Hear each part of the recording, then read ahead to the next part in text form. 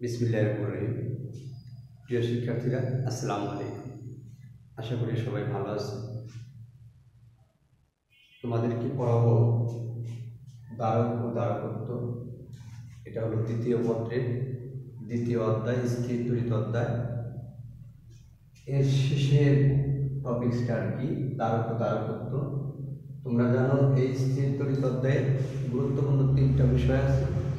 সেটা হলো তড়িৎ বিভব, তড়িৎ প্রাবল্য, আরেকটা বিষয় হচ্ছে দ্বারক ও দ্বারকত্ব। তো তোমরা বুঝতেই পারছো, যেহেতু আমি এর আগের ক্লাসে তড়িৎ বিভব, তড়িৎ প্রাবল্য এগুলো নিয়ে আলোচনা করেছি। আজকে হলো সর্বশেষ আলোচনার বিষয় দ্বারক ও দ্বারকত্ব। তো দ্বারক ও দ্বারকত্ব পড়াইতে গেলে আমাকে জানা দরকার পরিবাহী সম্পর্কে। তো আমি যদি বলি পরিবাহী সম্পর্কে, তো তোমরা জানো পরিবাহী তিন প্রকার। কয় প্রকার? তিন প্রকার। এক নম্বর হচ্ছে সুপরিবাহী, অর্ধপরিবাহী, আরেকটা হচ্ছে অপরিবাহী বা কুপরিবাহী। লিখে রাখো তোমরা। এক নম্বরে যদি বলি সুপরিবাহী, যার মধ্য দিয়ে খুব ভালোভাবে তড়িৎ প্রবাহিত হয়। আরেকটার নাম হচ্ছে অর্ধপরিবাহী, যাদের মধ্য দিয়ে পরিবাহিত হয় কিন্তু মাঝামাঝি, একদম বেশিও না একেবারে কমও না। আরেকটা আছে কুপরিবাহী, বা এটাকে আমরা অনেক সময় অপরিবাহী বলে থাকি। কুপরিবাহী বা অপরিবাহী, এই হলো পরিবাহীর প্রকারভেদ। পরিবাহী তিন প্রকার। এখন আরেকটা বিষয় আমরা জানতে পারি, যেটা হচ্ছে ডাইইলেকট্রিক মাধ্যম। ডাইইলেকট্রিক মাধ্যমটা কি? এটা অপরিবাহী না, কিন্তু অপরিবাহীর মতো আচরণ করবে। যেমন এভাবে বলা হয়েছে ডাইইলেকট্রিক মাধ্যমের কথা। ডাইইলেকট্রিক হচ্ছে এমন একটা মাধ্যম যাকে তড়িৎ ক্ষেত্রে স্থাপন করলে এই ডাইইলেকট্রিক মাধ্যমটা পোলারাইজ হবে, আয়ন সৃষ্টি করবে, অর্থাৎ ধনাত্মক এবং ঋণাত্মক অংশে ভাগ হয়ে যাবে। যদিও অপরিবাহী, কিন্তু তখন পরিবাহী আচরণ করবে। তো এই হলো আমাদের পরিবাহী সম্পর্কে ধারণা। সুপরিবাহী, অর্ধপরিবাহী, কুপরিবাহী বা অপরিবাহী, এবং আরেকটা মাধ্যমের কথা বললাম, সেটা হচ্ছে কি ডাইইলেকট্রিক মাধ্যম। তো আমি এখন যাইতে পারি তোমাদেরকে দ্বারকের কথা। কিসের কথা বলবো? দ্বারক। দ্বারক কাকে বলে? মনোযোগ সহকারে সবাই শুনবে। দ্বারক, দ্বারকের সংজ্ঞা যদি বলি, সবাই লিখে নাও। দ্বারক বলা হয়েছে দুটি পরিবাহীর মধ্যবর্তী স্থানে। এতে দেখো পরিবাহী কথাটা আসছে, যার কারণে আমি আগে পরিবাহীর কথাটা বলে নিলাম। দুটি পরিবাহীর মধ্যবর্তী স্থানে অন্তরক পদার্থ রেখে চার্জ সঞ্চয় করার কৌশলকেই বলা হয়, চার্জ সঞ্চয় করার কৌশলকেই বলা হয় দ্বারক। দ্বারক কাকে বলে? আমি আবার বলি, দুটি পরিবাহী, এখানে বলি এবি একটা পরিবাহী, সিডি আর একটা পরিবাহী। এদের মধ্যবর্তী স্থানে অন্তরক পদার্থ রাখবো। অন্তরক পদার্থ সেটা হতে পারে কি রাবার বা প্লাস্টিক জাতীয়, তুলা বা পশম জাতীয়, এই টাইপের কোনো পদার্থ রাখলাম। রাখে দুটাকে আলাদা করে ফেললাম, এবি এবং এসিকে, সিডিকে, সরি এবি পরিবাহী এবং সিডি পরিবাহীকে আলাদা করে ফেললাম। করার পরে এখানে চার্জ সংরক্ষণ করা হবে। কি সংরক্ষণ করা হবে? তড়িৎকে চার্জ হিসেবে জমা রাখা হবে। এই কৌশলের নাম হচ্ছে কি দ্বারক। তোমরা যারা লিখো নাই এখনো লিখে নাও। দুটি পরিবাহীর মধ্যবর্তী স্থানে অন্তরক পদার্থ রেখে চার্জ সঞ্চয় করার কৌশলকেই বলা হয় দ্বারক। আমি আশা করি তোমরা সবাই এই দ্বারকের সংজ্ঞাটা কতক্ষণে শিখে ফেলেছ। দ্বারক কাকে বলে? দুইটা পরিবাহী এবি এবং সিডি, দুইটা পরিবাহী, অর্থাৎ দুটি পরিবাহীর মধ্যবর্তী স্থানে অন্তরক পদার্থ রেখে চার্জ সঞ্চয় করা কৌশলকেই বলা হয় কি দ্বারক। আশা করি সবাই দ্বারকের সংজ্ঞাটা শিখে ফেলেছে অতক্ষণে। দ্বারকত্ব কাকে বলে? দ্বারকত্ব কাকে বলে? দ্বারক থেকে আসছে কি দ্বারকত্ব। দ্বারকত্বের সংজ্ঞাটা যদি আমি বলি, বলা হয়েছে কোনো দ্বারকে, এটা একটা দ্বারক, এই যন্ত্রটাই হচ্ছে একটা দ্বারক, সিস্টেমটাই হচ্ছে একটা দ্বারক। কোনো দ্বারকের দুই প্রান্তের বিভব পার্থক্য, এই একটা প্রান্ত আর এই একটা প্রান্ত, এই দুই প্রান্তের বিভব পার্থক্য এক একক, এক একক বজায় রাখতে এর মধ্যে যে পরিমাণ চার্জ সঞ্চয় করতে হয় তাকে বলা হবে দ্বারকত্ব। কথাটা আমি আবার বলি, লিখে রাখবে সবাই।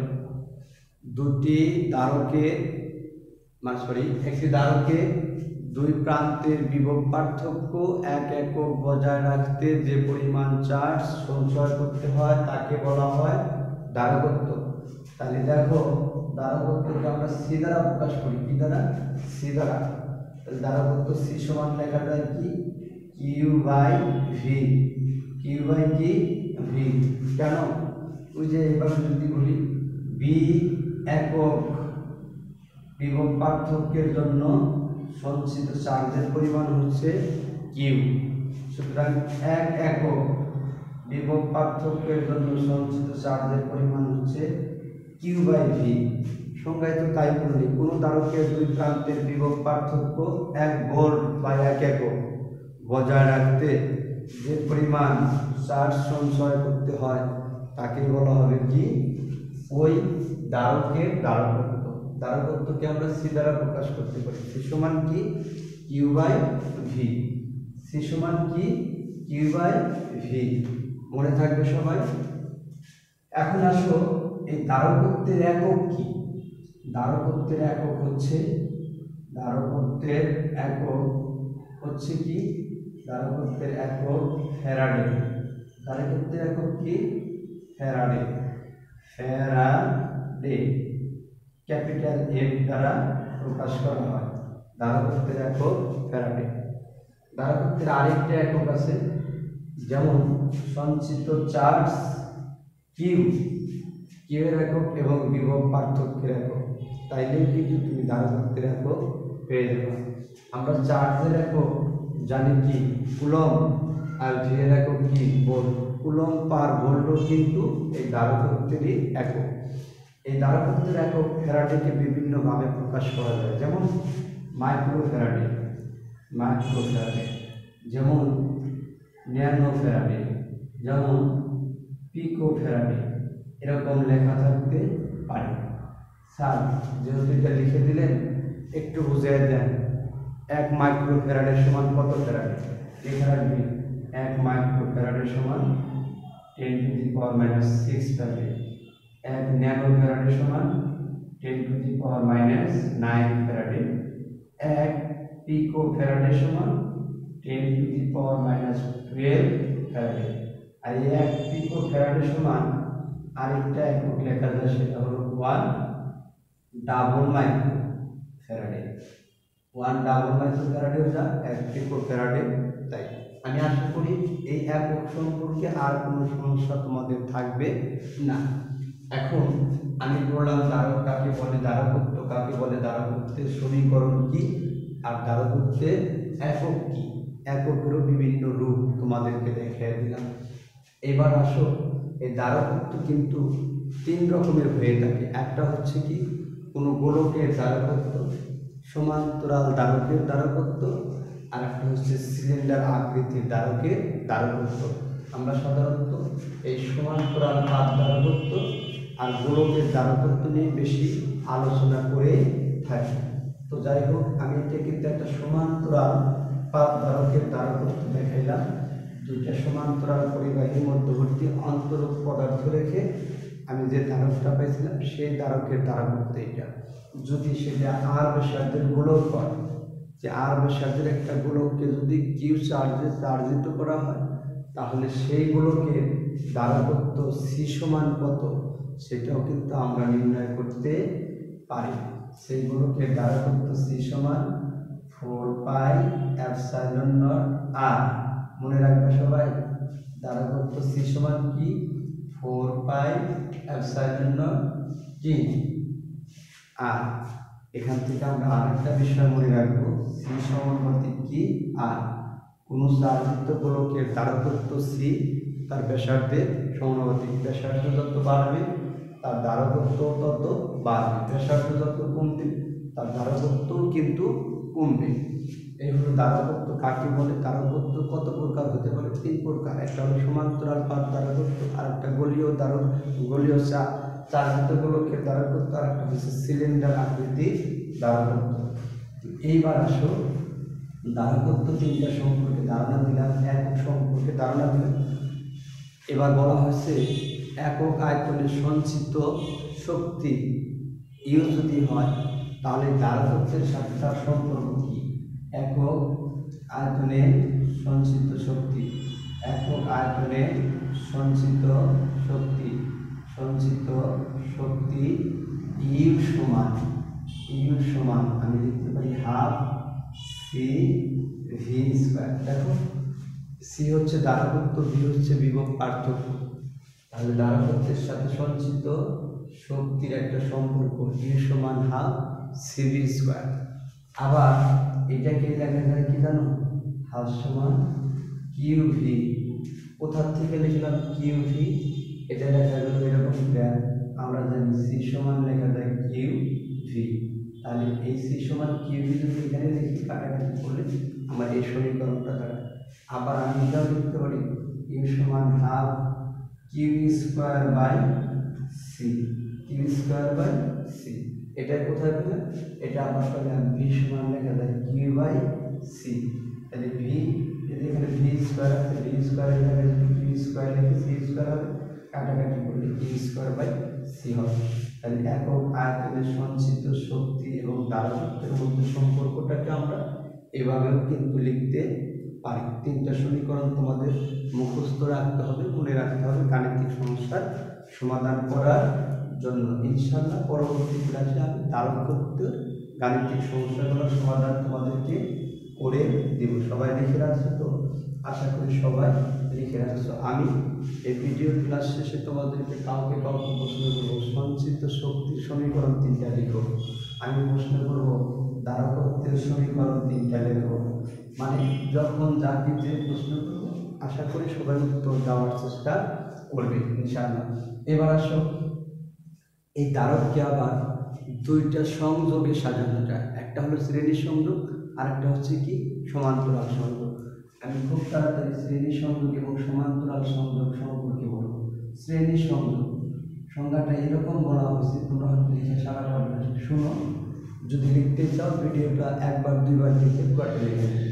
যদি কতগুলো ধারককে, কতগুলো কিন্তু একের অধিক থাকবে, যদি কতগুলো ধারককে এমনভাবে সাজানো হয় যে একটার শেষ আরেকটার শুরু, তার মানে প্রথমটা দ্বিতীয় প্রান্ত, দ্বিতীয়টার প্রথম প্রান্ত, তাহলে একটার শেষ আরেকটার শুরু হলো, দ্বিতীয়টার শেষ তৃতীয়টার শুরু, তৃতীয়টার শেষ চতুর্থটার শুরু, এরকম করতে করতে সর্বশেষটার শেষ আর প্রথমটার শুরু যদি একটি ব্যাটারির সাথে যুক্ত করা হয় তাহলে এই ধরনের সংযোগকে বলা হয় শ্রেণী সংযোগ। দেখো আমি 3টা ধারক নিয়েছি।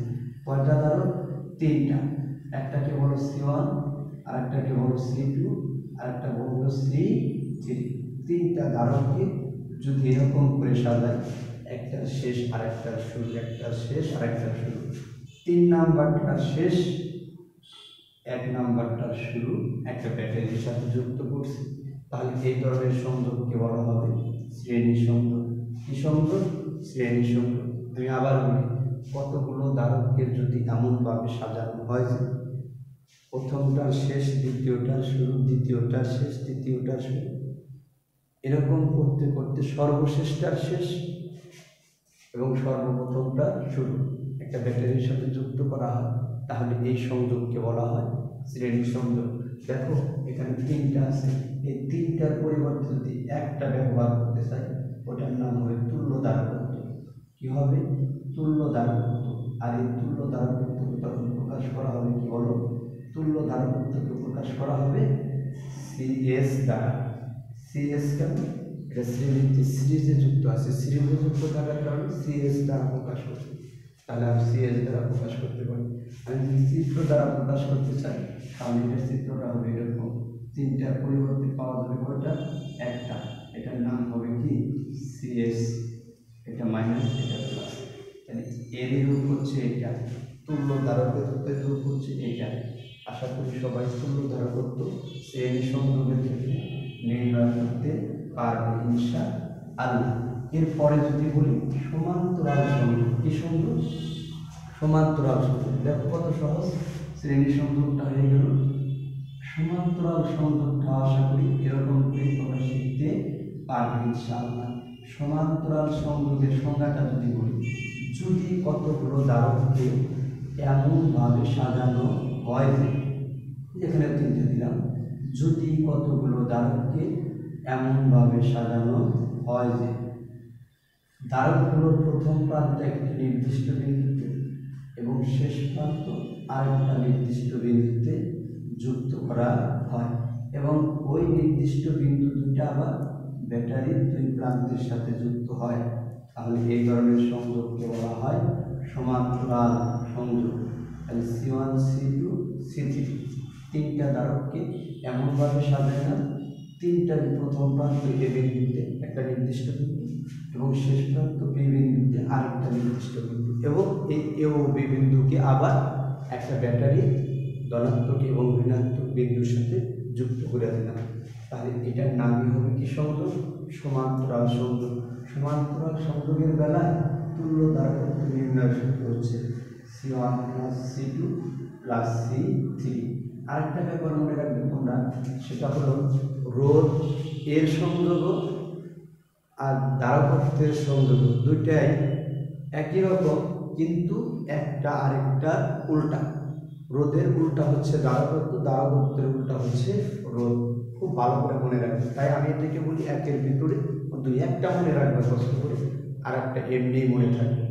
তো আমি আশা করছি তোমরা এই সমান্তরাল সংযোগটা বুঝতে পারছো ইনশাআল্লাহ। সেটা হচ্ছে সিপি সমান C1 + C2 + C3।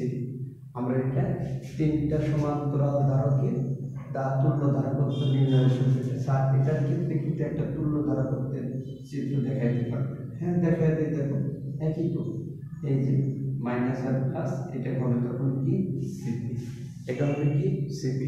তো যাই হোক, আরেকটা সংযোগের কথা আমরা বলতে পারি, সেই সংযোগটার নাম কি, সেই সংযোগটার নাম হচ্ছে মিশ্র সংযোগ। কি সংযোগ, মিশ্র সংযোগ।